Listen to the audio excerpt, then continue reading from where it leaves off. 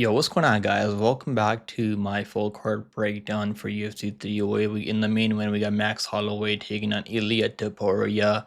In the co-main event, we got Robert Whittaker taking on Chimaev.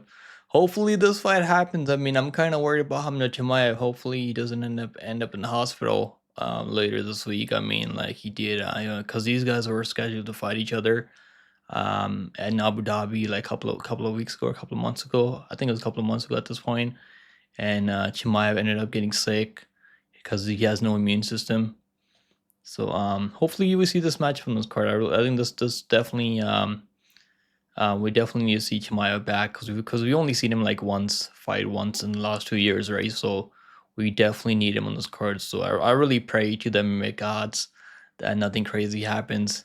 And I mean, look at this whole main card. I mean, this whole main card. I mean, I think every fight on the main card could be like a headliner, fight night headliner for sure. Even on a pay per view, like you could put Whittaker versus Chimaev on a pay per view itself. I think that would sell pretty well.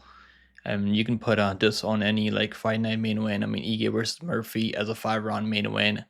I think people would tune in to watch that. I mean, Ankalaev versus Rakić could be like a co-main event on any card, any pay per view card.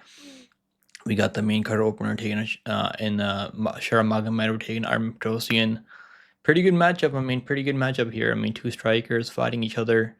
I don't think anyone's gonna be shooting takedowns in this fight. In this fight right here, we also got Jeff Neal taking on Rafael dos Anjos as the featured prelim on the card. We got Abu Magomedov taking on Bruno Ferreira. A really good match right there, 185. We got Ibu Aslan in his second UFC fight. Taking on Rafael Cerqueira. Wasn't really able to find a lot of tape on this guy, so let's see what this guy looks like at the UFC.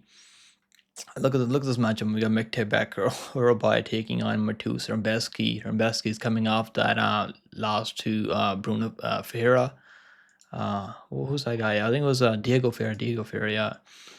And I mean, we got Freed Basharat also on this card taking on Hugo Silva, Bruno Silva taking on Ismail Naurdiev, who's coming over from Brave CF, a former UFC fighter. He's gonna be coming back to the UFC for his second stint in the UFC. So we also got Nurmagomedov taking on Daniel Santos. He's like the mini Charles Oliveira. That's what I think of Daniel Santos. He fights like mini Charles Oliveira. So I'm sure Charles Oliveira is gonna be in his corner.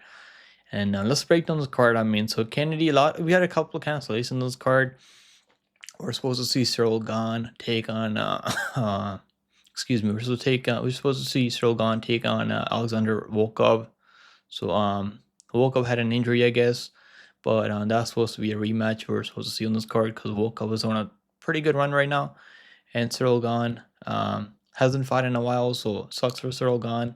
They couldn't find someone for Cyril Gane to fight on this card. Maybe they're still looking for someone, but I'm sure they want someone in the top 5 or the top 10. And yeah, Renat Fakardino was supposed to be on this card. Nursultan Raziboyev withdrew. I don't know what happened. Maybe it was because of any visa issues. Could be something like that, right? It could be something like that. Normally, with these guys from those countries, I mean, they're from. I mean, there's normally some visa issues. Could be an injury. Hopefully, he's okay. Hopefully, we see him back soon. And yeah, we're also supposed to see Kennedy and Nzechukwu was supposed to take on Delima. That was the original matchup on this card. Then he was scheduled to take on Justin Tafa. Chris Barnett was supposed to take on, I think he was supposed to take on, yeah, he was scheduled to take on Junior Tafa, Justin Tafa's brother, at UFC Vegas 98. So that was last week. But yeah, I guess he was, from what I heard, I mean, Chris Barnett was dealing with those hurricanes that's out there, and hopefully all the people are okay that are dealing with hurricanes. Hopefully everything goes well for them. Wish them all the best out there. And let's break down this card now, guys. Make sure you guys hit the like button and subscribe, man. If you guys are new here, I do breakdowns for every UFC card. I do breakdowns for PFO. I'm covering PFO this week also, so make sure you guys go watch that breakdown.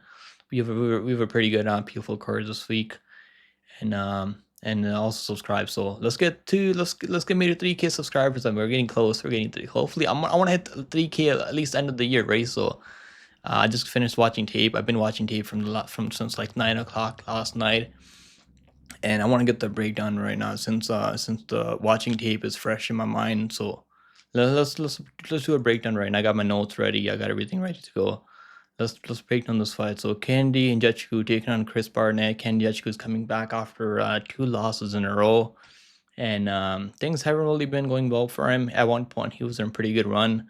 He was close to being ranked in top 15. Then he fought Justin Jacoby. I think Justin Jacoby was ranked in top 15 at the time. And he got knocked out early. I mean, he was pressuring Jacoby. Jacoby landed a pretty nasty straight right hand on the chin, and that dropped Kennedy Nzechukwu, and he was eating ground and pound. They called it early. I feel like that was the kind of early stoppage. I went back and rewatched the fight. I still feel like it was early stoppage, but Candy's definitely been getting hurt recently, and he's not really the most durable guy out there. He's been finished 3 times at the UFC level.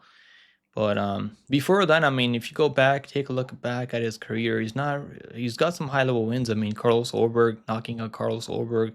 To be fair, Carlos Ulberg actually got I don't think he really paced himself properly for that fight. He was beating up Kennedy.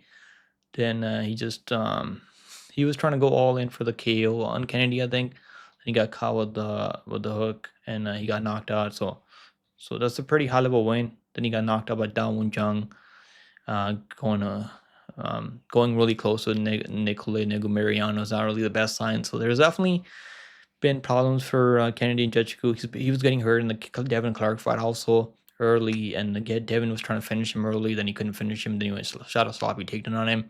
He got caught up in a guillotine.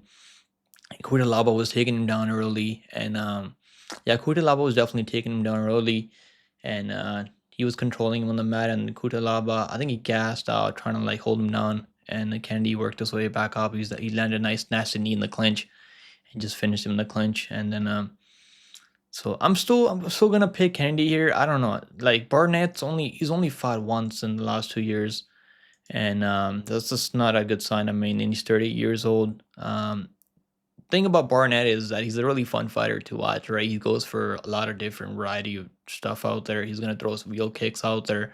He's only 5'9", but he's a pretty athletic dude for 5'9" at heavyweight. I mean, this guy's really fat, but he's pretty athletic. It's crazy how athletic he is because he looks so out of shape, and he is out of shape, right? But he's so athletic. It's crazy. But yeah, I'm gonna go with Kennedy. I'm gonna take Kennedy to win. I think Kennedy's gonna be he's gonna be better than Barnett everywhere. Barnett can land some one of those crazy techniques, maybe knock him out, catch him with something big, but I feel like it's highly unlikely. I'm gonna pick Kennedy to go out there, find a knockout or submission.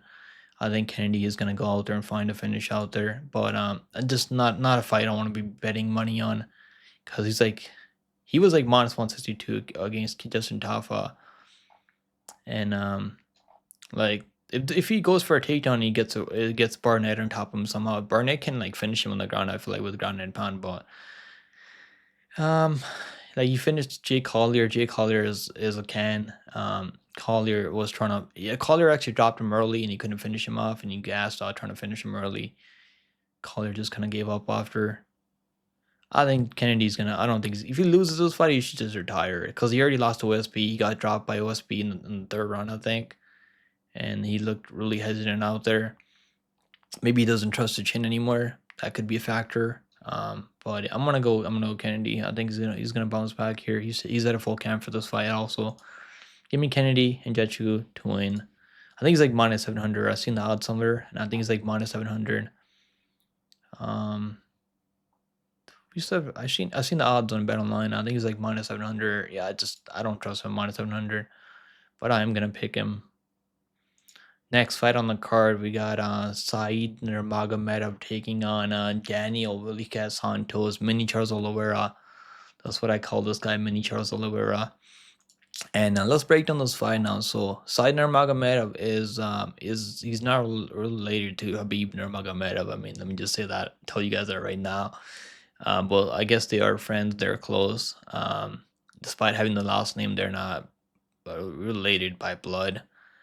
So Said is obviously a very dynamic striker, and he's not your typical Dagestani wrestler. I mean, obviously, I think most of us, when we see that last name, right, Said Nurmagomedov, unless you've been watching his career, and I have been watching this fight, so I know this guy is not really a wrestler. He's a striker. He can wrestle pretty well. But excuse me, he wants to like strike with you, right? He's a very capable striker. and he has a lot of weapons out there on the feet. And in the UFC, he hasn't really wrestled much. He was wrestling against Jonathan Martinez. He was taking on Jonathan Martinez. I think he took him down in second round, third round. He got his back. He's a pretty slick grappler if he wants to grapple out there. But I feel like he's gonna be this is gonna be a striking matchup, and Santos can get taken down, and we've seen Santos get taken down by Castaneda. But Castaneda is more of a wrestler than Said Nurmagomedov, right? So thing I would like about Said Nurmagomedov is his kicking game, right? He's got some of the best kicks out there: question mark kicks, body kicks, spinning back kicks to the body, leg kicks, and he's so quick too, so quick. His boxing is not that clean, but he will throw spinning back fists at you, and which is really unpredictable. And if you get frustrated trying to like close distance on him, and you go for a takedown, and Santos will shoot takedowns out there, and I've seen him shoot takedowns on him and get caught up in a gilly by Castaneda in that first round, right? Because he was getting frustrated at distance. And thing I'll say about Daniel Santos is he's really open to that left high kick, right? He's getting stunned over and over by Castaneda, but the left high kick from Castaneda. And Castaneda is not as good as a striker as Said is. I'm gonna go with Nurmagomedov here. Even in the fight against Martinez, he almost had a rear naked choke on Martinez in that first round. He won the first round. He does start to slow down later, so that's gonna be a factor. Maybe he gets tired out there. I mean, Willie Can's it's one of those guys. If he smells that you're tired, like if he sees that you're tired, I mean, no, you can't smell someone's tired. I mean, if you're like, if you start getting tired, you start getting fatigued, and you're trying to finish this guy and you can't finish him. There's definitely a world where Santos can start taking over. But I think overall, like, who's the more skilled fighter is definitely Said. But obviously, Santos is out there fighting out of Chute Box, Diego Lima, so he's gonna be a tough out, man. He's definitely gonna be a tough out. But I'm gonna go with Nurmagomedov. I just like his striking a lot more. He's a lot quicker, and he's gonna be the high kick's gonna be open out there for Nurmagomedov. He's gonna find the opening. I could see him dropping Santos and then jumping on him, submitting him. Santos has never been finished before, so he might go the distance here. I mean, there's definitely a possibility. But I feel like with how dangerous Nurmagomedov is with the submission game, like if he gets you hurt, he's gonna jump on you with the submission. And yeah, I'm gonna go with Nurmagomedov. And even that Martinez fight was really close. I honestly thought he won that fight. He won the first round, third round. He lost the second round. But yeah, I guess the judges gave Martinez that win somehow. I don't get it because Nurmagomedov had 2 takedowns in the third round, and all Martinez did was go for a triangle off his back, so they still gave Martinez that win somehow. And Santos, I mean, he fought Pedro, right? Pedro Munoz Jr., not Pedro, I think is what his name. Johnny Munoz Jr., yeah, I call him Pedro Jr. He fought Munoz Jr., right? And Munoz Jr. is a BJJ nerd, doesn't really have any wrestling to really get you down to the ground, or get like, it doesn't have any striking either. He's not a good striker. And Munoz he kept pulling guard over and over and over, and he just wasn't comfortable standing with Daniel Santos. And the Castaneda gassed, trying to finish him early, and he almost had Santos out of there like 3 times almost in that first round. And then he just got outstruck by Holy Arce because he kept following him around, couldn't really cut him off. But Santos he's definitely got a path to victory. I mean, if you see Nurmagomedov trying to finish him early, you can't finish him early. You see him gassing in that first round. I think you should probably like live bet on Santos. There's definitely a possibility. I like Said Nurmagomedov. I think he's gonna win at least like 8 out of 10 times, and the odds are not that crazy. So I'm gonna take Nurmagomedov to win. I'm gonna take him by like a first round club and sub. I'm gonna go with Nurmagomedov. He's not even that much of a favorite. I mean, he's only like he's minus 245 now, so the line's definitely getting wider. I like Nurmagomedov. I think he's gonna win. Next fight on the card, we got Bruno Silva taking on Ismail Naurdiev. This guy, this is his second stint in the UFC now. So, cause we've seen him fight a couple of years ago. I'm sure if you guys only been watching UFC for the last couple of years, you probably don't remember this guy. But yeah, so Naurdiev is definitely like he's coming back. He went 2-2 his first stint in the UFC. He lost to Sean Brady. He fought some other guys that are not in the UFC anymore. But yeah, he went the distance, Sean Brady, which is I mean, Brady's not really finishing anyone out there. I mean, not recently. He doesn't really finish anyone out there, but still. So he fought someone that at least is still fighting in the UFC. Now he's coming back. He's been fighting in Brave CF for the last couple of fights, trading wins and losses over there, getting finished recently. Before he was pretty durable, like before.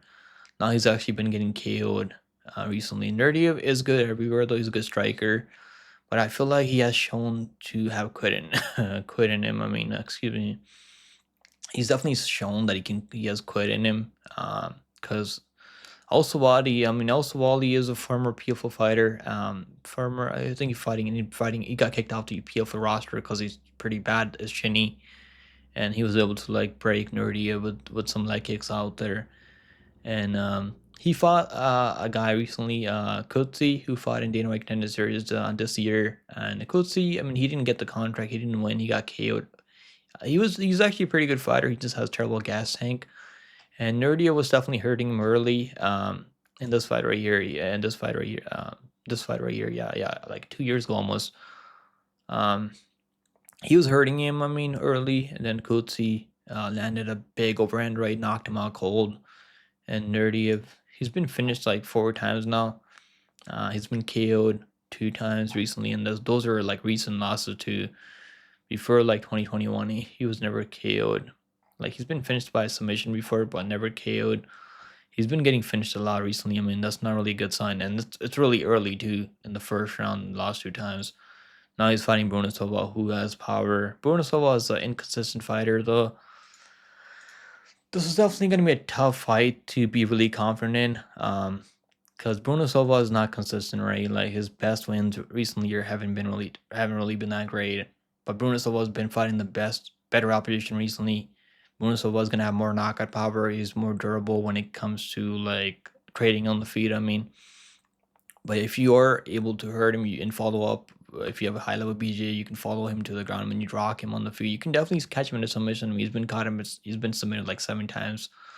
But yeah, Silva has 9 fights in the UFC now. He's more experienced. He's fought the better opposition. Went to this with the Petrosyan.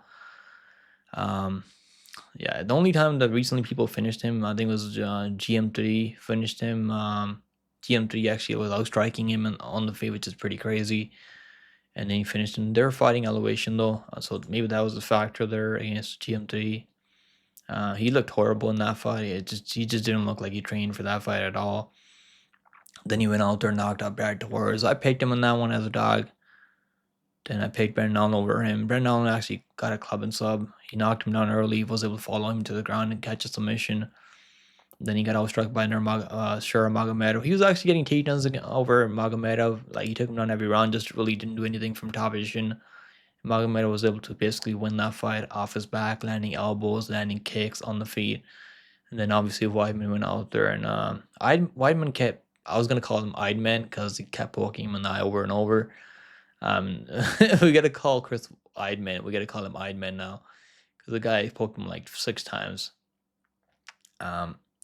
This is definitely a tough fight because Naurdiev is only 20 years old. He's definitely got a high ceiling if he can keep his durability in check. And Silva is not really that consistent though. He's got power. I mean, he's never really been officially been KO'd. But if you watch his fights, you know he's been getting hurt out there. He's been getting rocked. I think Silva is gonna be able to eventually like land some big power shots out there and maybe knock on Naurdiev.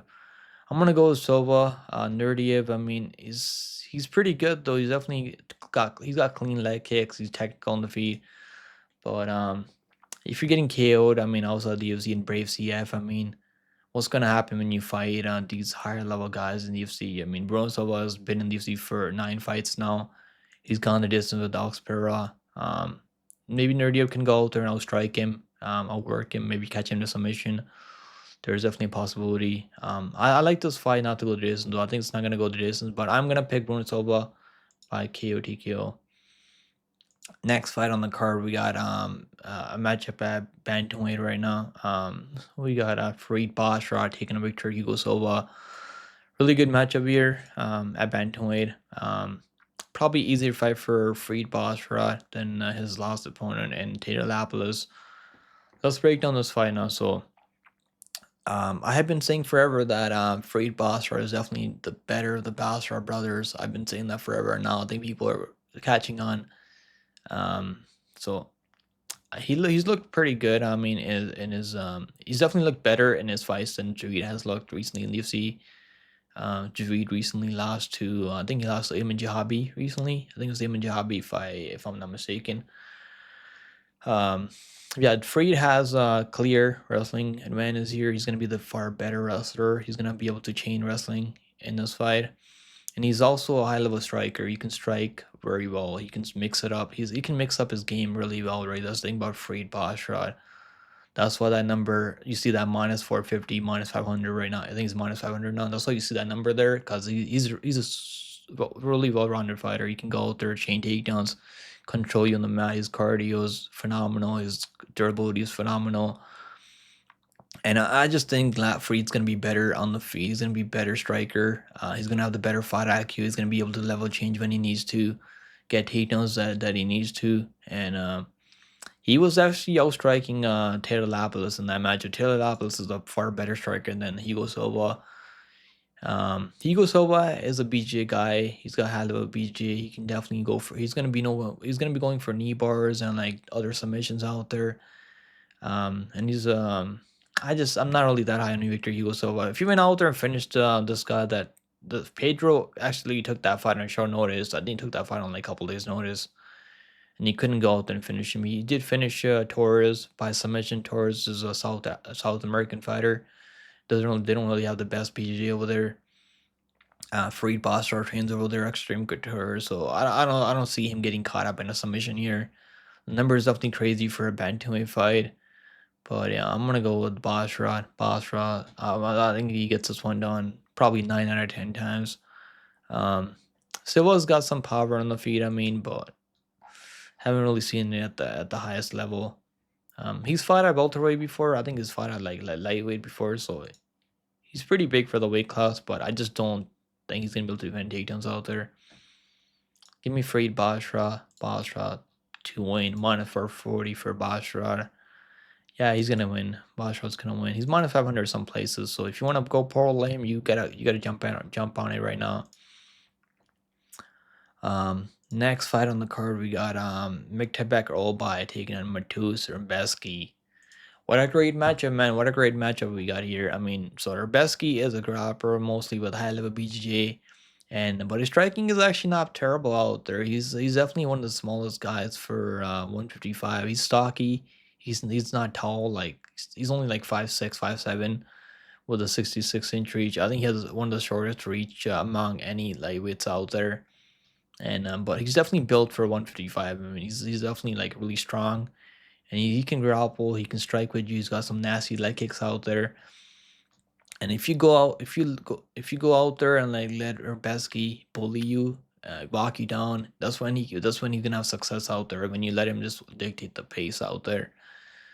And he's got some nasty leg kicks. I think Rębecki has better striking than Orolbai. He throws more volume than Orolbai. I think he's a better wrestler. Like when it comes to wrestling and controlling people on the mat, he's definitely bigger. Orolbai is definitely bigger, and he's shown that he has pretty good cardio. But yeah, we have seen Orolbai get taken down. Right, he was getting taken down by Brenner. He got taken down like 3 times by Brenner. If you go back and watch that fight, Brenner he actually had full mount on Orolbai in that late second on. So there's definitely like holes in Orolbai's game. He made his debut at 170 at welterweight against Urosmetic. He got signed. I think he took that fight on short notice. Looked pretty good out there. He got rocked early by Medic. Medic is a high level striker. It's really big for the weight class. I mean, if fights a welterweight race, so he was able to catch with the knee, I think, early. And then Orolbai has a solid chin on him. He's really tough once he got those takedowns because Medic can't really grapple when he's fighting these better grapplers out there. Yeah, even that, like Matus Rębecki, right? He was on a pretty good run. I mean, so he was supposed to go out there and like beat the shit out of Diego Ferreira. I mean, most of us thought he was gonna go out there run over Ferreira. I mean, but yeah, I just don't think he gave Ferreira the respect that Ferreira deserved. Right, Ferreira at one point was ranked in top 10 at 155. Ferreira's fought the way better opposition, and I think I was sleeping on Ferreira on that matchup for sure. But yeah, he might have. I think maybe he was believing his own hype, right? He just didn't. He went all in for the first round finish over Ferreira. He dropped Ferreira like 2 times in that first round, and he was landing ground and pound. Ferreira has a really good BJJ, and he was able to use his guard to recover. Then he came back. Rębecki looked like he fell off a cliff in the second, third round. His cardio just wasn't there anymore. Because I really think he went all in for the finish early. And now he's fighting a guy that's pretty durable. I mean, Orolbai, even though we haven't seen him fight, he fought versus Medic, who's obviously a better striker than Rębecki, I feel like. But Rębecki can wrestle too, right? He's not a like he was still getting takedowns in the second, third round, but he just wasn't able to really do much because he was tired. I think he was like really tired, yeah. And then he got stopped. They should have just let that fight go to scorecards. There's only like 10 seconds to go. The referee, I was really hoping they were gonna let it go on because like why even stop the fight? I mean, there's only like 10 seconds to go. He took a beating for the last 10 minutes and then stopped the fight and like with like 10 seconds to go. It was pretty crazy. But yeah, I like Rębecki, man. I like Rębecki a lot. He's definitely got a win condition here, and minus plus 250 for Rębecki seems pretty crazy. Because Orolbai at 155, and we've seen him go out there beat Brenner, and he actually got a point taken in that third round. And he was all over Brenner. I mean, with the wrestling, with the control, he actually knocked down Brenner in the late third round also. But he grabbed the fence when Brenner was trying to take him down, and then they took a point right away from Orolbai. So he's got to be careful, not grab the fence here when he's going out there shooting takedowns. I mean, attempting like defending takedowns. I mean, because Rębecki has a high level BJ. He can offensively wrestle, right? He's got nice leg kicks. He's gonna be the better striker, I feel like, than Orolbai. But as this fight drags on, because I don't think he's finishing Orolbai in the first round. I think it's just we're gonna see like this fight go on a little bit longer. We might see this one go in the distance. I mean, there's a high likelihood of going the distance because Orolbai, he's finished. I mean, Medic, but Medic has he's a striker mostly. Doesn't really have BJJ. Rębecki is actually a high level BJJ guy. So I'm gonna go Orolbai. I'm gonna pick Orolbai to win. I like the over 1.5 rounds. I think we're gonna see this one going longer.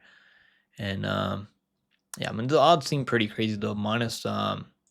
Minus like 300 for Orolbai. I mean, who the hell? Like, are you guys really that confident Orolbai here? I know Ferreira went out there. Diego Ferreira is like 39 years old, but Ferreira's been in the top 10 at one point, right? We haven't really seen. We don't know what Orolbai is gonna look like if people are like putting a pace on him, chopping his legs with the leg kicks. Orolbai minus 290 him, and the books actually opened up at minus 120, and I think there's a reason for that. Because Rębecki's not a bum, right? Yeah, I mean, BetOnline actually, like, DraftKings will actually open up at minus 120. Rębecki is actually 3-1 UFC, and he's actually 4-1 winning contender series.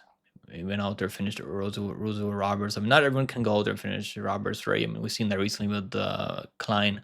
Couldn't go out there, finish Loic Rajabov. He was like chopping his legs with leg kicks. There's definitely a path to victory for Rębecki. He's gonna have better BJJ out there, but I'm gonna pick I'm gonna go with Orolbai. Not sure if I'll be betting him at minus 300. But he's gonna be bigger. He's gonna have the wrestling edge here. He's gonna have the cardio edge, and he's not the one coming off a TKO loss, right? His last fight. I like the over. I think it's gonna go over 1.5 rounds. If they open the totals at 1.5 rounds, I think they're gonna open the totals at 1.5 rounds. And you're probably better off taking the over 1.5 rounds here. But yeah, I'm gonna take Orolbai. But if Orolbai cannot take him down, man, this Rębecki is gonna be bullying him. He's gonna be walking him down, landing leg kicks, landing hooks. Rębecki is pretty good on the feet. I mean, even though he's only got a 66-inch reach, that's pretty bad for 155. But the guy knows how to land. I mean, and he has a pretty good chin on him too. Even though like Ferreira was beating the shit out of him with the jab, with the kicks. And he was still walking him down, right? He's still walking down Diego Ferreira and trying to like wrestle offensively. So I'm gonna pick Orolbai to win on the scorecards. I'm gonna pick him like maybe third round stoppage, but I think it's gonna go the distance. I'm gonna pick Orolbai to win on the scorecards. I think he's gonna take over second, third round. Might see a finish here, maybe there's a possibility, but I'm gonna take him on the scorecards. Next fight on the card, we got Ibo Aslan taking on Rafael Cerqueira. Yeah, I was in Brazil, so I could pronounce these names better for you guys. But let's break down this fight, right? Let's break down this fight now. So Ibo Aslan is definitely one of the most exciting guys that's been signed at light heavyweight recently in the UFC, and he's coming off pretty exciting fight over Turk Holloway. That was a rematch for him. He fought Turk Holloway like a couple of years ago in Brave CF, and he lost because he couldn't really pace himself properly in that fight. So yeah, he fought the great Pleasure Man twice. That's pretty hilarious. It sucks that Turk Holloway's not in the UFC anymore. I actually like Turk Holloway. He just couldn't get a win to save his life in the UFC. Yeah, the first time I seen him was back in 2020. That's when he fought Turk Holloway the first time. Then he fought on a contender series, got a win first round KO over Hinato. Hinato Jr. is not really that good. Then obviously he went out there, finished Turk Holloway a little bit later than I would have liked to see him finish Turk Holloway. He finished in the third round, but he's definitely clearly pacing himself better in that fight. And Turk Holloway actually had some good moments out there. I mean, he was definitely touching up Aslan, right? Ibu Aslan. I mean, he was definitely landing on Aslan. So Aslan is like not this phenomenal striker. He's got power, he's got hooks. He's not this clean striker that's gonna go out there and just like you're not gonna be able to land on him. You can definitely land on him. And I like Turk Holloway. I mean, I like he still went out there, finished in the third round. That shows that he got pretty good cardio, that he still able to find to finish in the third round. And he was hurting Turk Holloway. I mean, early, just couldn't finish him early though. Yeah, it's definitely gonna be a fun matchup. I mean, was this the original matchup? I mean, I guess this was the original matchup to these. I think they put this fight together recently because Rafael actually was supposed to be on Contender Series. And yeah, we're supposed to see him fight back in September this year on Dana White Contender Series. And he had like 3 different opponents that he was scheduled to fight on September 10th this year. And the first 2 opponents actually pulled out. Then he was supposed to take on Museo, this Irish guy, I think it was this Irish guy.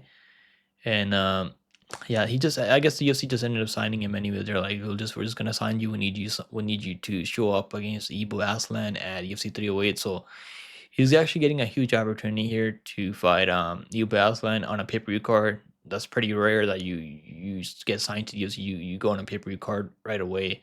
Doesn't really happen that often. So he's got a pretty big opportunity here. And but he's actually a demo fight, like a champion. He's fighting demo. That's where he's been competing for most of his career out there.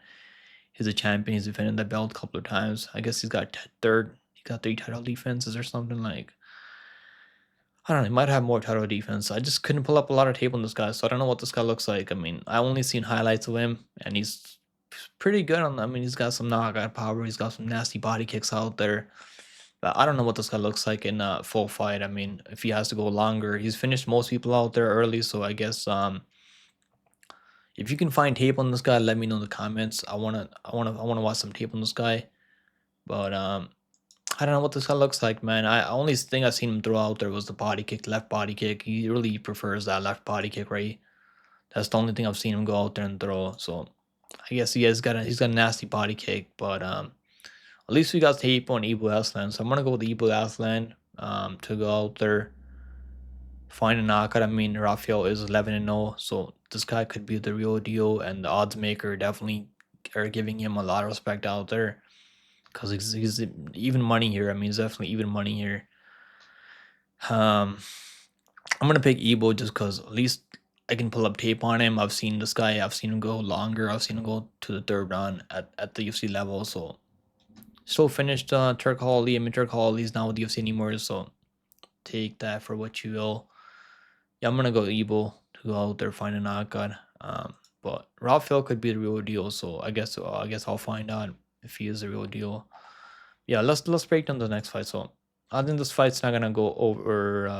I think we're gonna see a knockout here. I mean, under 2.5 rounds, under 1.5 rounds. Give me Ibo to win. Ibo right now is minus 118. So I mean, a lot of money came in on Rafael. I mean, people must think this guy's a real deal.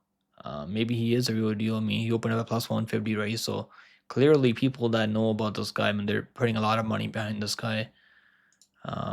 Ebo is definitely hittable, right? So you can definitely land an Ebo, and he's got a pretty good chin on him though. But you can definitely hurt Ebo if you land clean on him, and he's pretty hittable. He's kind of a brawler, so um, I just can't pick Rafael because I can't really pull up tape on this guy, so I don't know what this guy looks like in a full fight when I'm not watching his highlights out there on YouTube.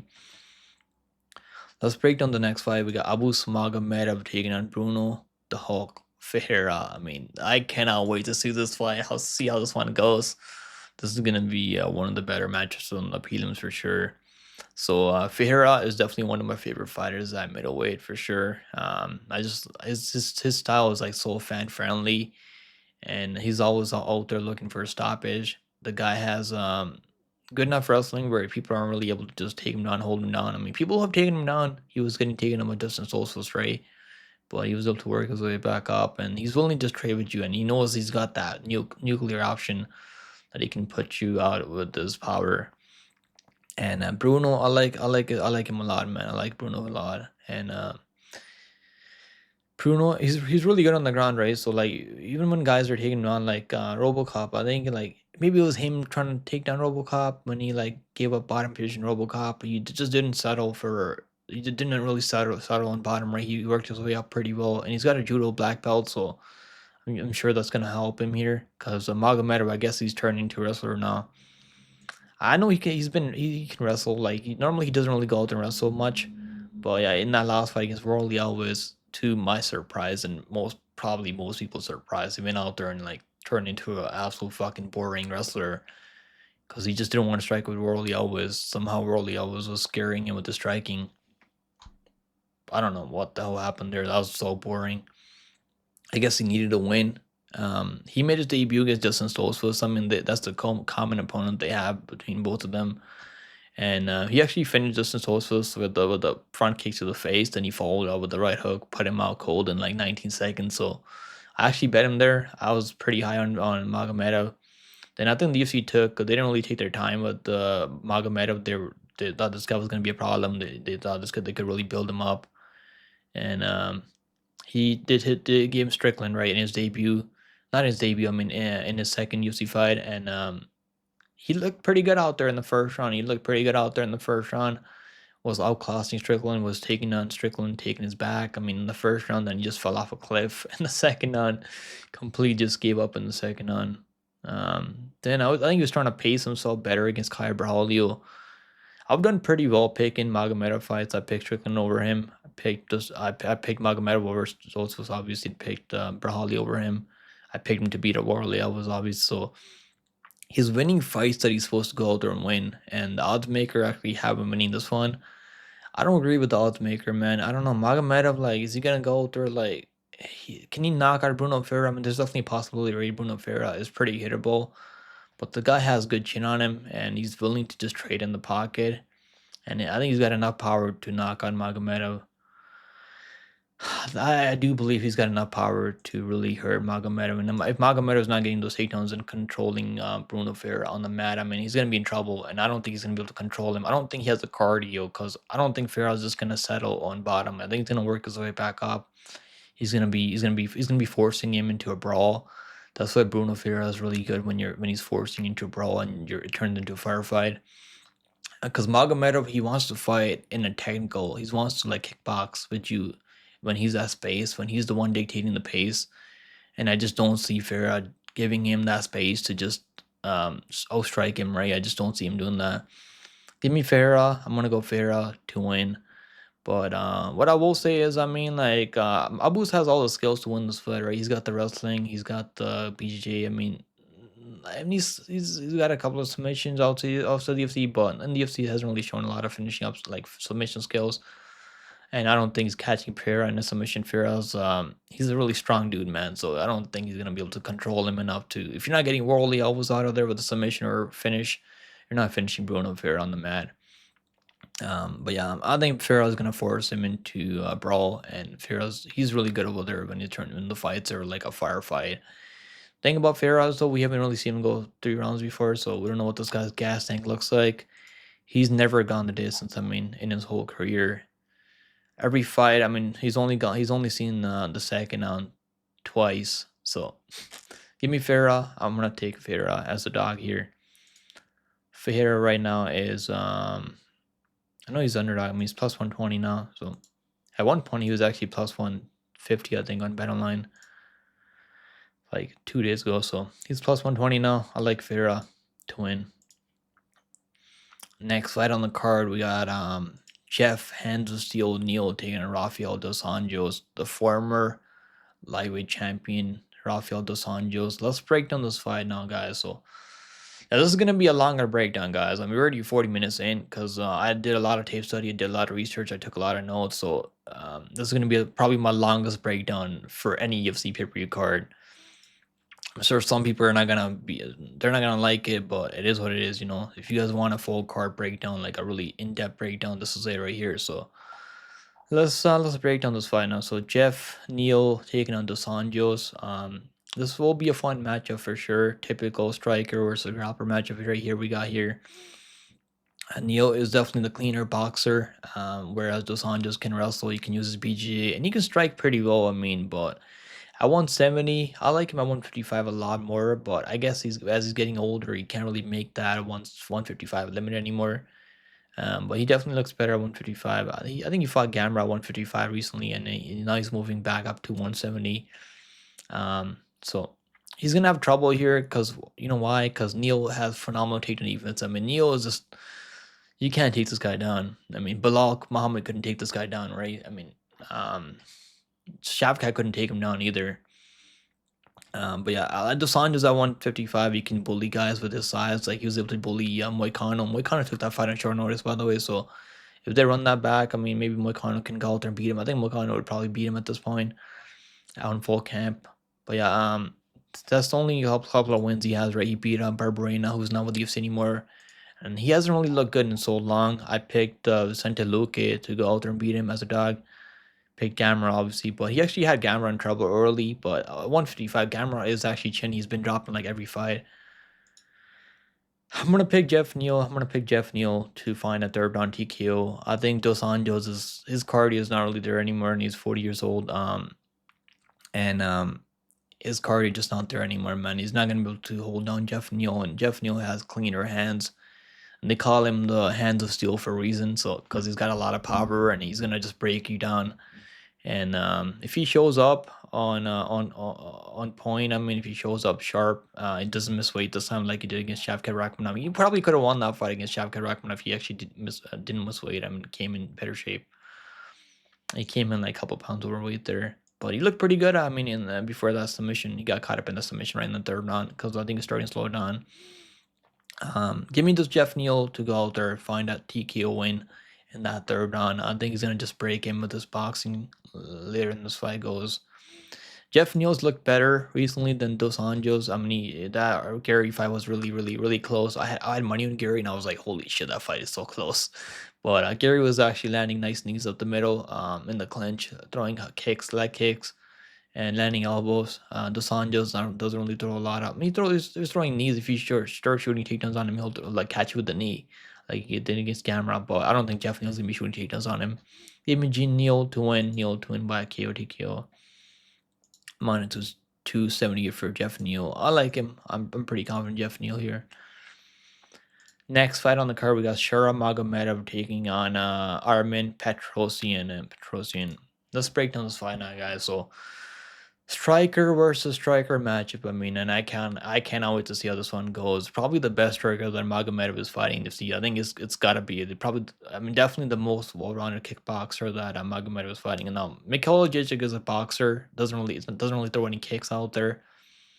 And he fought him, went to this with Mikhail Jijic. Mikhail is pretty tough to finish if you don't have a BJJ game. You can't follow him to a ground when you hurt him. And he fought Cerqueira. Cerqueira actually took that fight on super short notice. Cerqueira was scheduled to fight Ikram Aliskerov like a week before, I think. Then he fought, and then they rescheduled Ikram for Whittaker, who's fighting on this card. Then they gave Magomedov Cerqueira. Cerqueira was actually landing some good shots on him on the feet. He was landing some nice hooks when he's the one pressuring Magomedov, right? That's what you gotta do. You gotta pressure this guy. You can't give him space to just work. And so this is probably one of the better matches that Petrosyan has had recently. I mean, other than Dobson. I mean, Dobson can wrestle, but doesn't really is not really good. Petrosyan's actually had some tough matches. I mean, they gave him Kyle Brawley, who just took him down over and over every round. Then they gave him Gregory Rodriguez. Rodriguez just wasn't really wrestling that much out there. He probably would have won if he wrestled more in that first round. And Petrosyan was able to go out there and outstrike him, land more volume, land some nice leg kicks. Petrosyan is definitely like a high level kickboxer, right? When you're not the one taking him down, he's really comfortable on the feet. Now, this is definitely a tough fight to make a pick on for me because I'm a big fan of Petrosyan. I like his striking style, and he's willing to exchange in the pocket. I think Magomedov just wants to he wants to be the one dictating the pace, right? He wants to be the one landing the output. He doesn't really like when you're hitting him back. He's not really willing to exchange in the pocket. I mean, whereas Petrosyan is more than willing to just trade in the pocket. He's trading with Robocop, who's definitely got more power than Magomedov. But Shara is also a good striker. He's undefeated, right? So there's definitely some aura, and he's fighting in Abu Dhabi, so that's gonna help. That's definitely gonna help him here. And Shara has shown a pretty good chain. They both have shown a pretty good chain. I'm not sure who's gonna have the speed here. I think Magomedov might be a little bit quicker. Seems like he's got some probably the most speed at this weight class I've seen recently at 185 when it comes to striking. But yeah, man, Shura is undefeated. I mean, there's definitely some aura, but the players that I like for this one, I think it's gonna go the distance. I think that both these guys are durable, even though it's gonna be a striking matchup. Normally, you want to take the unders in a striking matchup. I just think Petrosyan is very sound defensively, and Magomedov is really good also defensively. I think these guys are just gonna strike with each other, and it's gonna be really close. And I think Shura is probably gonna edge it out by 29-28, maybe split. I think it's gonna be a really close fight. I like the plus enough from Petrosyan. I wonder where that's gonna open up at. I don't think Magomedov is gonna knock him out. Petrosyan has been KO'd one time outside the UFC, but in the UFC he's showing a pretty good durability, right? He got submitted by Rodolfo Vieira, who's a world class BJJ champion. Magomedov is not really gonna be shooting takedowns on him. Striking matchup, I'm gonna pick Shura in Abu Dhabi. If this wasn't in Abu Dhabi, I would pick Petrosyan here for sure. But in Abu Dhabi, I mean, they're gonna have some hometown cooking for Magomedov, I feel like, and I don't think Petrosyan's gonna knock him out. So it's probably gonna be 29-28 Magomedov. I'm gonna pick Magomedov on the scorecards. You guys remember last time in Abu Dhabi, we had you guys remember that Jared Gordon, how badly he got robbed in Abu Dhabi. Renato Facardino versus Dalby also. I mean, so in Abu Dhabi, I mean the scoring is definitely like biased. Even when fights could go the other way. I think Magomedov is gonna be able to get this one done. Um, Give me Magomedov to win. Magomedov to win on the by decision. Minus 175 from Magomedov. The line's like pretty crazy. I mean, it should be closer. Petrosyan plus 145, man. He's not losing a lot of striking matches out there. So I was thinking about picking Petrosyan, but the fact they're fighting in Abu Dhabi is what swayed me from picking Petrosyan here. And because in Abu Dhabi, you can't really pick against these Muslim fighters in Abu Dhabi unless you're really confident one guy's gonna win for sure. Um, yeah, I'm gonna go with the Magomedov. I like the over. I like the plus enough from Petrosyan because I don't think he's losing at 30-27. But you never know what some of these judges. I mean, they might have a 30-27 cooking up already. I mean, that's the reason I'm kind of worried about playing 3 plus enough on Petrosyan because there's probably gonna be one judge, probably gonna be Saul D'Amato with the 30-27 for Shara Magomedov already written down. You never know. So might play that if it's a good number. If it's like minus 120, minus 130. I know it's gonna be plus money because Petrosyan he's a really high level striker. Right? He throws a lot of volume out there, so I don't see him getting outstruck like crazy here. All right, guys. Next fight on the card, we got Alexander Rakić taking on Magomed Ankalaev. Now this is gonna be a title eliminator. The winner of those matchups is gonna go on to fight Alex Poatan Pereira for sure, 100%. So let's break down this fight now. Rakić is a complete fighter. He's good everywhere. He can wrestle. He can strike with you. He's fast. His striking is nasty. He's got nasty leg kicks. He can wrestle if he needs to.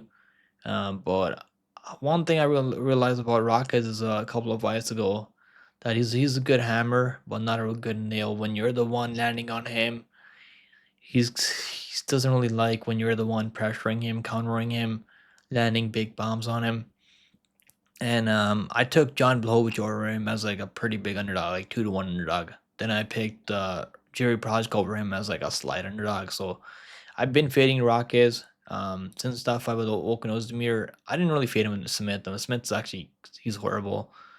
And so his best wins recently have been over Smith, who he couldn't even finish out there, and Thiago Santos. Thiago Santos is pretty tough to finish. I mean, even though Thiago Santos is like really old now, and he like the guys that he's out there finished him, and they're not even used anymore. So I get some people why they're high on Rakić. I'm not really high on Rakić. He's gonna have some avenues to victory where he's got some nice leg kicks, right? Like that's the thing about Ankalaev. Like he was having trouble with Blachowicz with those leg kicks. He couldn't deal with the leg kicks. But at least we know that Ankalaev is tough enough to go through the leg kicks and still go on to wrestle and like try to win the fight. We can't really say the same thing about Rakić. Rakić in the John Blachowicz fight, he was getting he lost the first round because like he was landing some nice jabs early. He's got a pretty nasty jab on him. He's quick. He might have the speed advantage here, and I could see him having success early in this fight. But when John was starting to land, then he came out in the second round, took John down, was able to control him for the whole round. Then he went out there third round. He was like he's getting his leg chopped off by John Blachowicz. John is definitely one of the better leg kickers at 205 light heavyweight. John is built like an absolute fucking god. I mean, the guy, you can throw anything at John Blachowicz, and this guy doesn't really give phase at all. Yeah, in the third round, I mean, his leg was injured, and John threw a nasty calf kick, and Rocky just folded. I mean, and I guess his leg was injured for sure. Then he took some time off, like 2 years off, came back 6 months ago against Jerry Prochka at UFC 300. And he was looking pretty good out there in the first round, right? Like, he was looking really good out there. He was completely outclassing Jerry Prochka. I think he landed like 40, 50 leg kicks in that fight. So I could see him having success early here with the leg kicks. But I think Ankalaev is going to be able to counter his leg kicks. And I think Ankalaev is going to be able to time some nasty overhand rights. He's got a pretty nasty boxing, man. I think people just sleep on Ankalaev's boxing.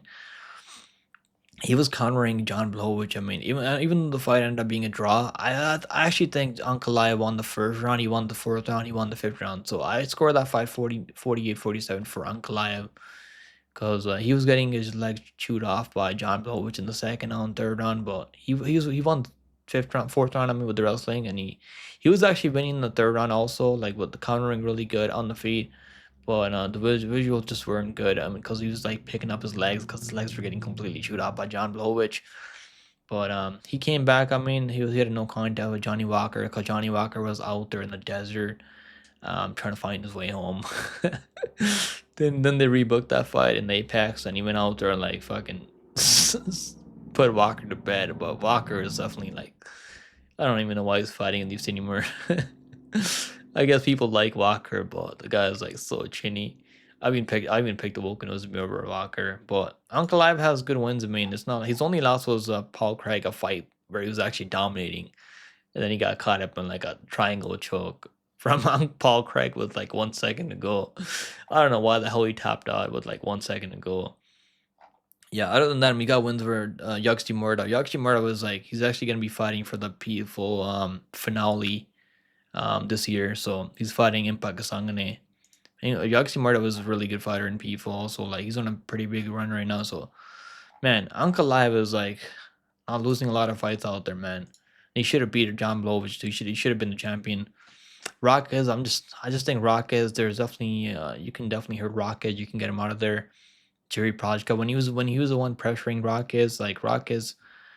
When he knew that he couldn't get Prochka out of there, I think he just kind of folded. I mean, and he got finished on the mat, right? I'm gonna pick Ankalaev to go out there and finish him. I think Ankalaev is gonna go out there and break him in the later half of that fight. Give me Ankalaev to go out there and finish him. Rakić has no finishes over anyone, like I said earlier. That's still fighting in the UFC, so his power is definitely kind of overrated. He doesn't hit as hard as John Blowich, that's for sure. I mean, and Ankalaev has durability on his side. He's not the one coming back after a knee injury in the last 2 years. Not he's not the one coming back after getting KO'd his last fight. His confidence is gonna be high. He's gonna be the one way more confident out there. He's fighting in Abu Dhabi also, like, which is gonna help him when this goes to the scorecards. Give me Ankalaev to win. I think Ankalaev's gonna finish him in the second, third round. Might go the distance though, because Ankalaev is a counter striker. He's okay with going the distance. I mean, but he definitely needs to go out there and finish this fight if he wants to be next fighting for the title against Pereira. Because UFC is not really on his Ankalaev's side. Because they were on his side, I think they would have definitely forced Pereira to fight Ankalaev. But Ankalaev only wants to fight in Abu Dhabi race, so his Ankalaev's gotta realize. I mean, he's not the one. He's not the champion of light heavyweight champion. He's not the one calling the shots. Yeah, give me Ankalaev to win. I'm gonna pick Ankalaev to win by KO TKO. I like Ankalaev as a parlay piece. I'm pretty confident Ankalaev. I know the line seems crazy, minus 95, but Rock he's not even finishing Anthony Smith. I mean, so is he gonna go there and finish Ankalaev? Like, come on. I guess he landed a high kick over Jimmy Manuwa, who's not with the UFC anymore. I mean, yeah, and he lost to Volkan Ozdemir too. I mean, yeah, he's got one fight in the last 2 years. Yeah, I'm gonna go with Ankalaev. The line's not even that crazy for Ankalaev either. Alright guys, next fight on the card we got Lauren Murphy taking on Dan Ige. What an absolute barn burner matchup we got right here, guys. This whole card is gonna be phenomenal. I mean, as long as all the fights stay on the card, right? I really pray to the gods that all the fights stay on the card. Now we got Lauren Murphy taking on Dan Ige. I mean, this is going to be a phenomenal matchup. And Ige has been a gatekeeper at 145 for like the last 10 years. I think he's been in the top 15 for like forever that I can remember. He's gotten 17 UFC fights now. And when you're training for Ige fight, you got to train like you got to be ready for all 15 minutes, right? You got to be prepared for all 15 minutes because you're not finishing Ige. No one is finishing Ige anytime soon. I don't see Murphy finishing him, so hopefully he's prepared for all 15 minutes. Lucky for Murphy, he had a main win his last fight against Barboza, and he showed that he's got 5-round cardio. He's got no problems going 5 rounds, and he threw like over 227 strikes in that fight, which is pretty crazy. Yeah, it's pretty crazy. So Ige's got power on the side, right? Ige's got cleaner boxing. Ige has a knockdown in 7 of his 17 UFC fights. He does bring solid boxing and power, but his kryptonite is definitely the takedown defense, right? There's a blueprint out there on how to beat Ige, and anyone that follows the blueprint out there on beating Ige, you gotta go out there, you gotta mix it up. You gotta go out there, take him down, mix it up. You gotta go out there, put a pace on Ige. You gotta land kicks out there. Ige's mostly a boxer. It's not really gonna be out there throwing a lot of kicks out there. Now a guy like Murphy, who I do believe is the more complete fighter, right? He's got wrestling. He's shown that he can wrestle out there. He's young. He's not that young. He's 32 years old. I mean, so his time is not right. He's got to go for it right now. And this is definitely going to be a tough match because Ige's got power. He can definitely rock Murphy if Murphy gets careless out there. But I think Murphy is definitely smart. He's not going to be dumb. He's not going to try to brawl with Ige in the pocket. And he's shown cardio for 5 rounds, right? Like I said earlier, he threw like over 227 strikes against Barboza, who's probably like really dangerous striker. Barboza, even though he's like not in his prime anymore, Barboza was still coming back after like 2 wins in a row. He came back after like beating Sadiq Youssef, and he was coming off a knockout win over Billy Quarantillo. So Barboza like not a bum, right? Even at this point in his career. And Murphy absolutely just dominated Barboza. I mean, Barboza, only success that Barboza had was that up kick in that late first round, and that kind of folded Murphy's legs. I mean, but he came back in the second round like that never happened. So the guy we know he can recover. We know he's got cardio. We know this guy can wrestle. We know this guy can strike. And he was mixing in elbows out there, landing butt kicks out there, landing leg kicks, out kicking Barboza. I like Ige though. I'm a pretty big Ige fan. I picked him over Mitchell. Bryce Mitchell, and I think he won that fight. He was landing more damage in that fight. Mitchell was able to level change, get some key takedowns that he needed. And I had a pretty big bet on Ige over Feely. Feely's Feely's just a chinny dude, man. Feely's one of the chinniest guys at 145. And obviously went out there and took care of Feely like he's supposed to go out there and take care of Feely. That was an easy bet there on Ige. Then I bet I don't not even bet that fight because that fight like Ige took that fight on like couple hours notice. I mean Ige's an absolute G man. I mean we gotta give Ige his credit. If he goes out there and beats Murphy, man, like we gotta give him some in their top 5. I mean after taking that Lopez fight on short notice, they gotta give him some in their top 10 at least. If he goes out there and beats Murphy, because he's been in the top 15 forever. He's been fighting the up and comers. And if you're not ready for if you don't bring your A game to the table, like it can like send you back and back to the unranking. I mean, you're gonna be unranked the next week if you're not ready for the top 15. I'm gonna take Murphy. I'm gonna say this fight goes a distance. I think both guys are durable. I don't really see. I really don't see there being a finish here. I think it's gonna go the distance. I'm gonna pick Murphy on the scorecards. I think he's just going to do more. He's going to be able to time some key takedowns. And even on the feet, I think he can land more volume on the feet. Igis doesn't really throw a lot of volume. Like, he's a counter striker, like, he's a good boxer. But even Nate the Train was out landing him in that third round. So Ige, even though he had some knockdowns, unless Ige goes out there and knocks on Murphy like a couple of times, which could give him the rounds, I think Murphy's going to be able to just outstrike him, land more volume, and win the rounds. I'm gonna take Murphy on the scorecards. Murphy right now is I like the over. I wonder where the over is gonna it's probably gonna open at like minus 250, minus 300. Murphy right now minus 198. I like Murphy money line. I like him to win by decision. Look for Murphy by decision because I don't think he's finishing Ige. Alright guys, we got the co-main event of the evening now. So we got Robert Whittaker taking on Hamza Chimaev. I mean, holy shit, what a matchup, man. Hopefully this fight happens. I mean, I really hope this one happens.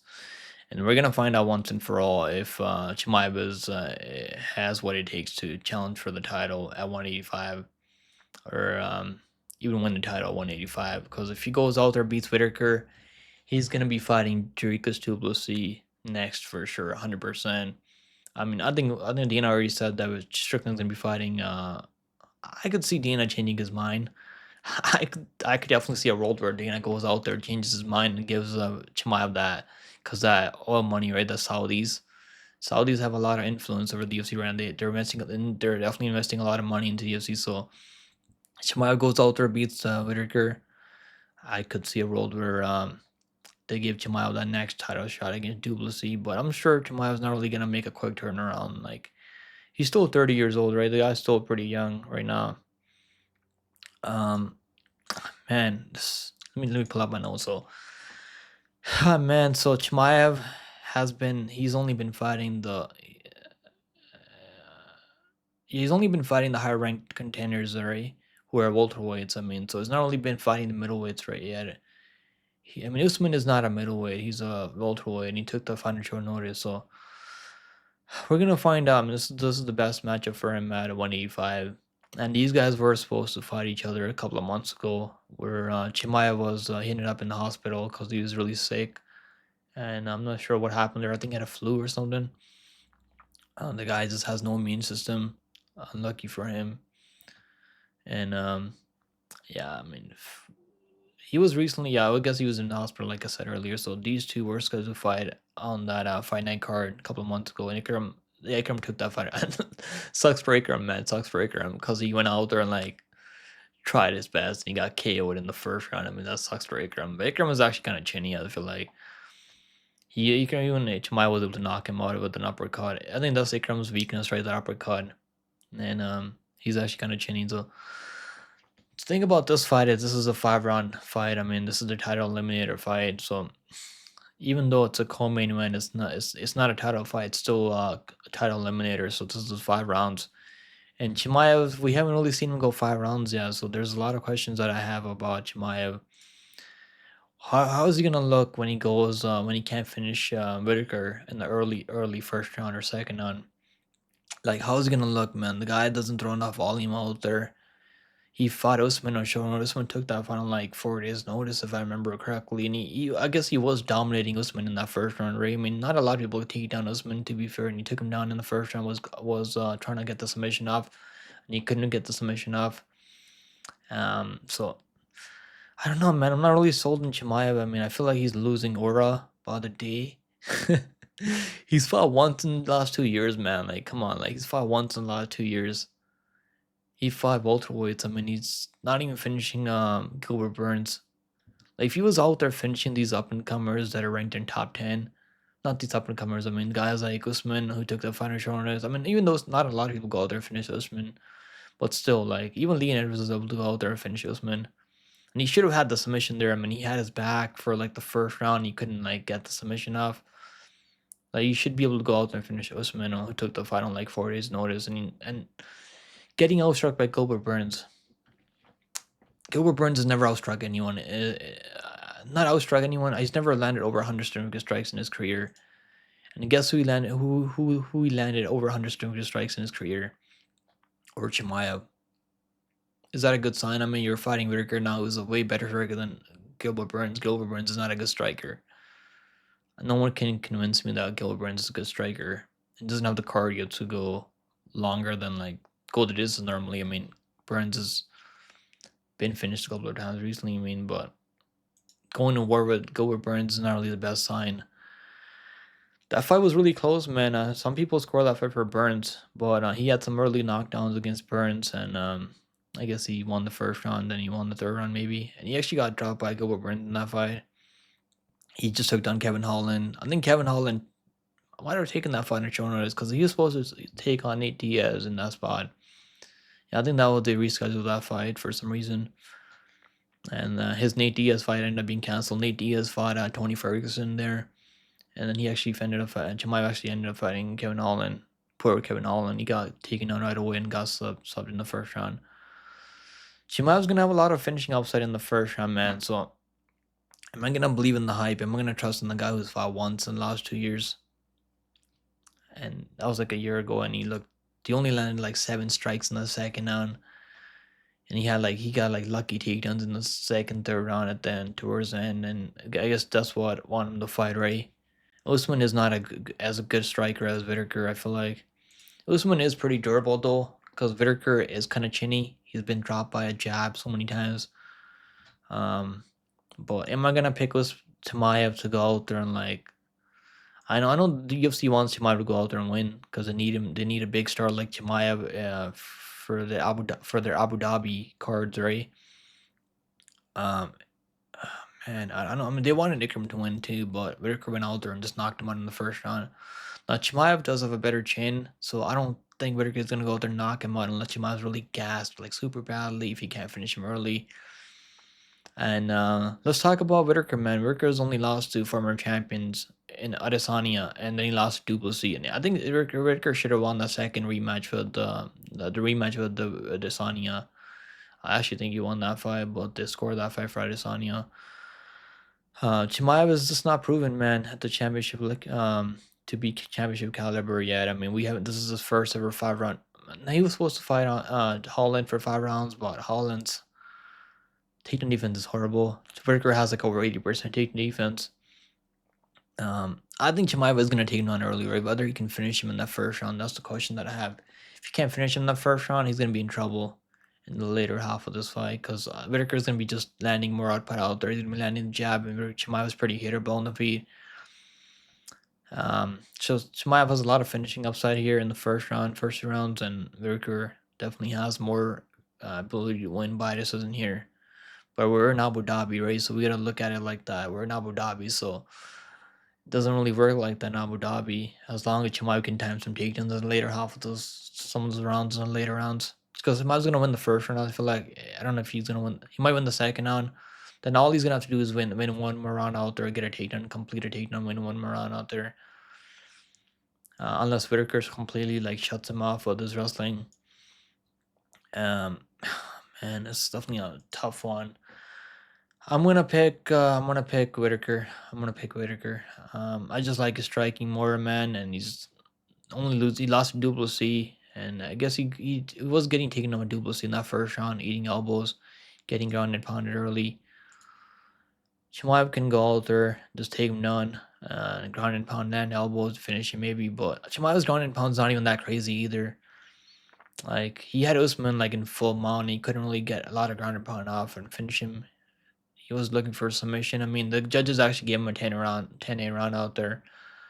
I don't think that was a 10-8. I think that was a clean 10-9. Yeah. I could look stupid. I mean, Chimaev goes out there, finishes him early. I guess I'll roll the dice. I'll roll the dice on Whittaker. I'm gonna take Whittaker on the scorecards. I'm gonna pick Whittaker here. The number is pretty crazy. +180 for Whittaker. I mean, like he's only lost to like 2 guys at 185. Duplessis, who's the champion right now, and Adesanya, who's the former champion, one of the best kickboxers out there. He's beat out there, beat Yoel Romero, who's a pretty high level wrestler. He beat him twice. Went out there, beat Ikram Oskar recently. Went out there, beat Jared Cannonier, and then Jared Cannonier was actually in his prime then. That wasn't Jared. I guess he was. Yeah, he was in his prime then. I'm gonna pick Whittaker. I'm gonna take Whittaker to win on the scorecards. Might finish him later, but he's probably gonna have to go for a finish. I mean, I'm gonna pick Whittaker by decision. Whittaker +180, +218 for Chimaev. Give me Whittaker to win. Next fight on the card, we got Ilia Topuria. Make sure you guys hit the sub button, subscribe to the channel, guys. This is gonna be the longest breakdown on the channel. It's already like over 1 hour. We're already over 1 hour here, so make sure you guys like and subscribe if you guys are enjoying the full card breakdown. And let's break down this main event now. So Ilia Topuria taking on Max Blast Holloway. I mean, here we go, man. Ilia versus Max. What a main event. I mean, the Saudis are so lucky.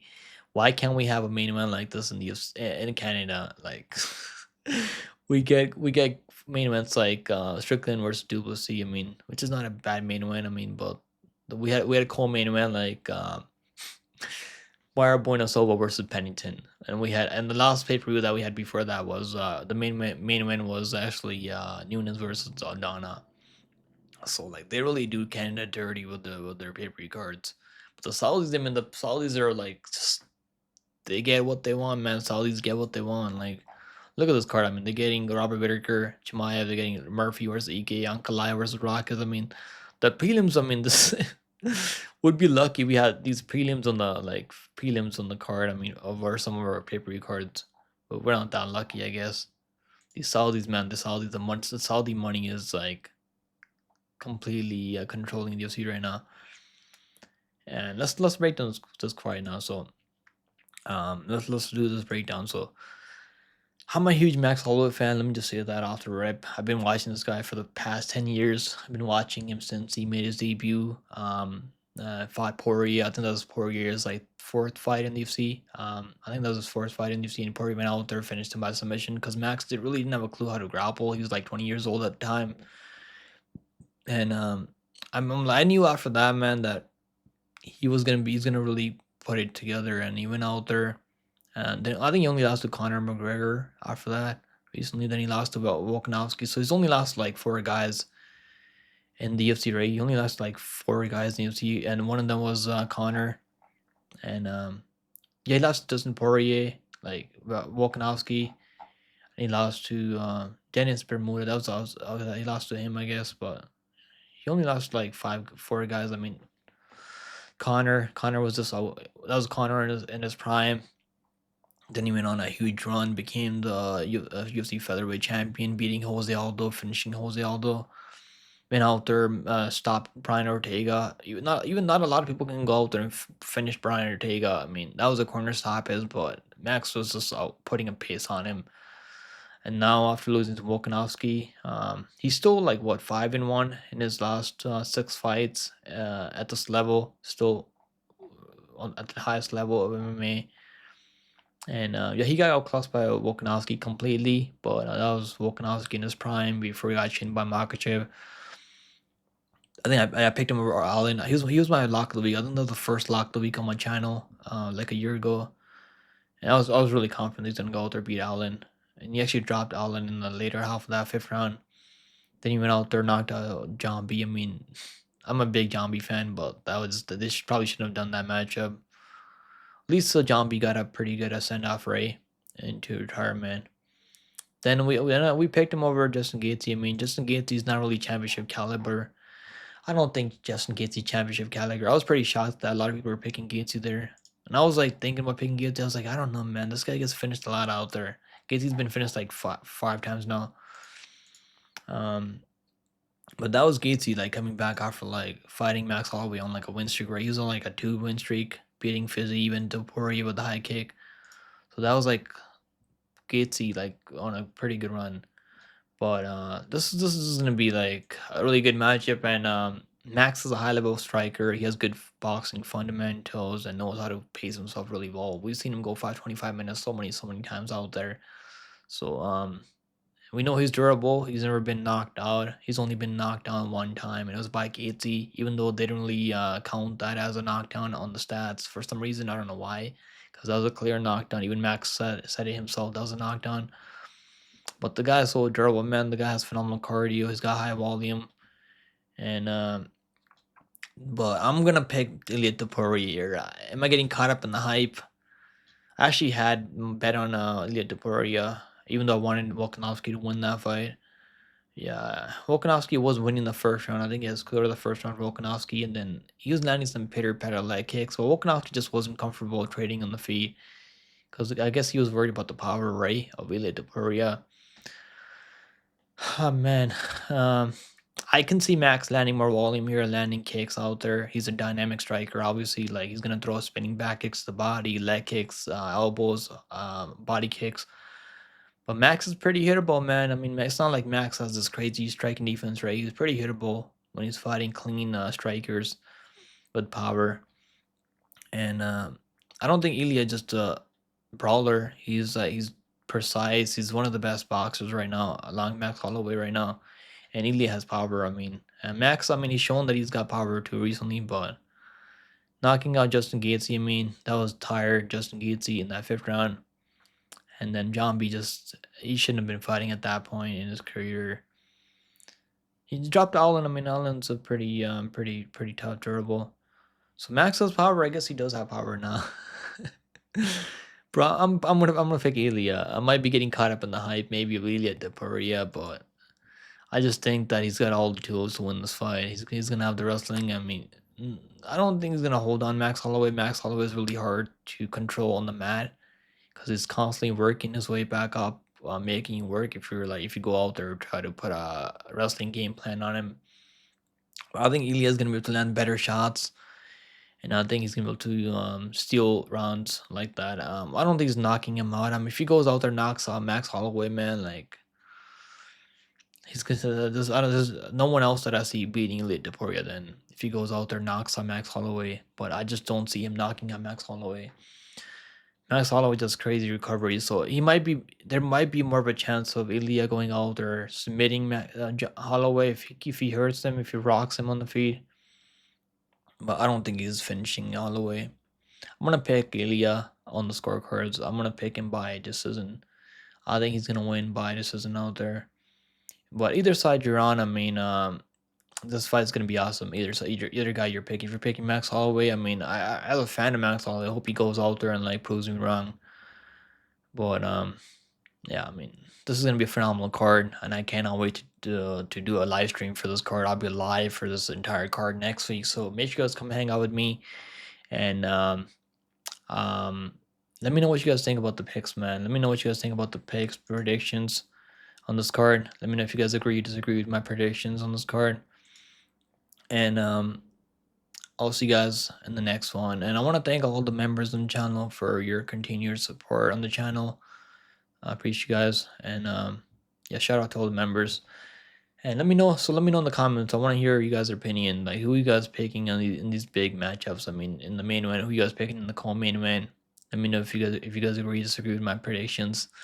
I don't get every fight right. I mean, so just because I do a breakdown doesn't mean I'm gonna get every fight right on the card. We've been doing pretty well recently. I mean, on the prediction. So We've been doing really well. Also, if you guys want to see my bets, there's a link in the description. You guys can check it out. And also, guys, in the next one, I gotta go upload this now. I gotta go put timestamps. It's gonna take me a long time. I've been up since like 9 p.m. last night, doing a breakdown, watching tape, taking notes. And I'll see you guys in the next one. Later.